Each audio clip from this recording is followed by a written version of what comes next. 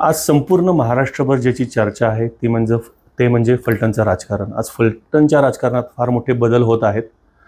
नाईक निंबाळकर ही family ही royal family आहे आणि या रॉयल फॅमिलीमधले महत्त्वाचं जे कुटुंब आहे ते म्हणजे रामराजे नाईक निंबाळकरांचं कुटुंब.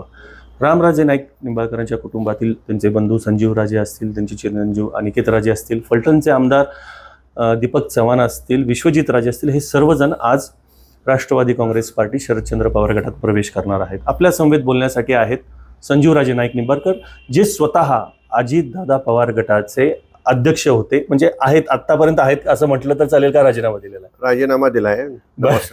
अच्छा, का निर्णय घेतला? हा निर्णय का घ्यावासा वाटला? राष्ट्रवादी काँग्रेस पक्षाची स्थापना झाल्यापासून आम्ही राष्ट्रवादी काँग्रेस पक्षामध्ये आहोत.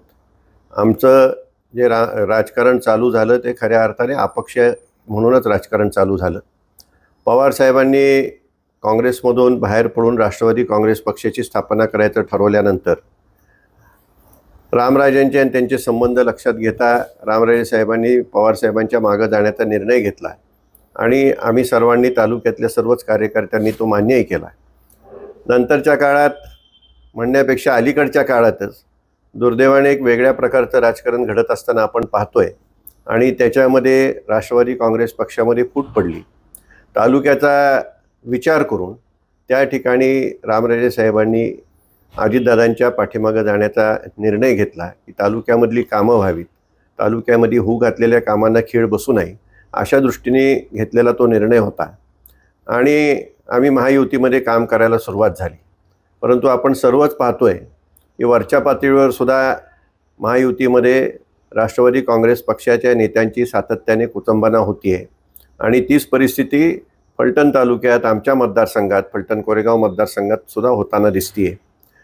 ज्यावेळेला तालुका पातळीवरचं राजकारण असतं, एकमेकाच्या विरोधात निश्चितपणे ते राजकारण होत असतं, परंतु त्याला भाजपच्या वरिष्ठ नेत्यांकडून सुद्धा खतपाणी सातत्याने मिळत आहे.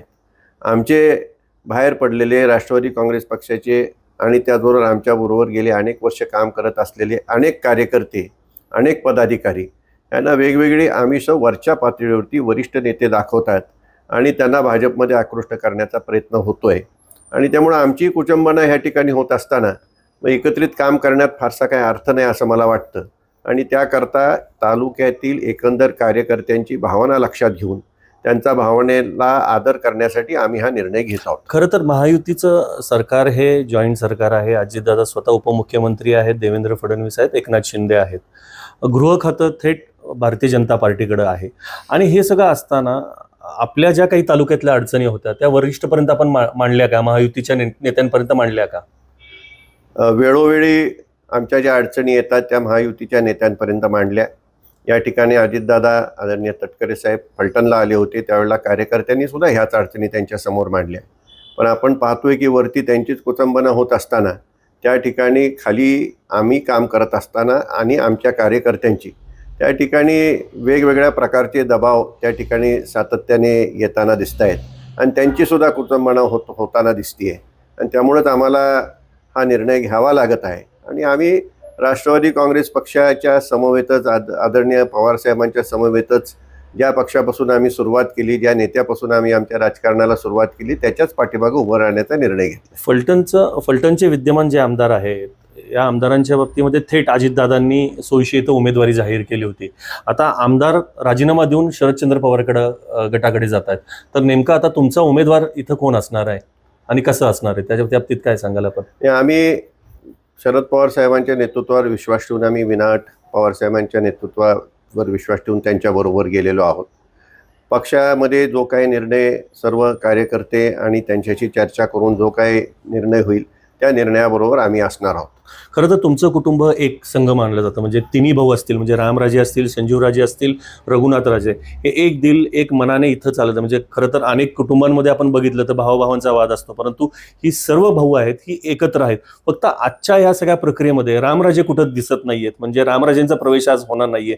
त्याच्या बाबतीत काही टेक्निकल अडचण आहे आणि नेमकं काय कारण आहे, संजीवराजे सांगतील. आणि हा जो आम्ही आज निर्णय घेतोय तो आम्ही सर्व एकत्रित बसूनच निर्णय घेत आहोत. सर्व कार्यकर्त्यांबरोबर चर्चा झालेली आहे. कधी हा अशा प्रकारचा कुठलाही निर्णय घेत असताना कधी रामरायांनी एकट्याने घेतलाय किंवा मी एकट्याने घेतलाय असं कधीही घडलेलं नाही. कार्यकर्त्यांसमवेत चर्चा होऊनच आम्ही तिघं भावंड रघुनाथराजे, रामराजे, मी स्वतः बसूनच त्या ठिकाणी कार्यकर्त्यांना विचारून निर्णय होत असतो. काही तांत्रिक बाबींमुळं रामराजेंचा पक्षप्रवेशाचा विषय हा असेल, परंतु ते 100% आमच्या बरोबरच आहेत. सर्वात एक महत्त्वाची एक बातमी आमच्या NDTVच्या माध्यमातून आज आम्ही सकाळी प्रसारित केली की रामराजेंवरती वाई खंडाळा विधानसभेची जबाबदारी होऊ शकते आणि शरदचंद्र पवार गटाचे रामराजे उमेदवार असू शकतात. तर या बाबतीत आपण काय सांगाल नेमकं? नाही, त्यामध्ये काही फारसं तथ्य नाही.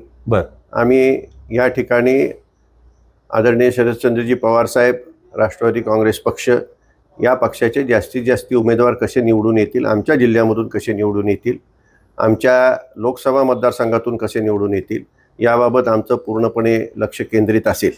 आणि त्याकरता रामरायांवरती जर जबाबदारी जर त्यांना देण्यात आली, तांत्रिक बाबींचा विचार करता जर हा विषय आहे, जर देण्यात आली तर तशा प्रकारचा जे ताकदीने वाई खंडाळा निवडणूक लढवायला पण जर जबाबदारी मिळाली तशी केवळ वाई खंडाळाच नव्हे तर सर्वच मतदारसंघातली जबाबदारी त्या ठिकाणी घेऊन जास्तीत जास्त उमेदवार निवडून आणण्याचा प्रयत्न असेल. एक मी आवर्जून सांगेन की नाईक निंबाळकर जी फॅमिली आहे ह्यांचं वलय जे आहे साधारण 3-4 तालुके म्हणजे महाराष्ट्रावर तर परिचित आहेत, परंतु त्यांचा दबदबा जो आहे आसपासमधल्या 4 मतदारसंघामध्ये असेल, म्हणजे कोरेगाव असेल, फलटण असेल, मानखटाव असेल आणि वाई खंडाळा असेल. तर इथं फार मोठा परिणाम यांच्या पक्षप्रवेशाचा होणार आहे.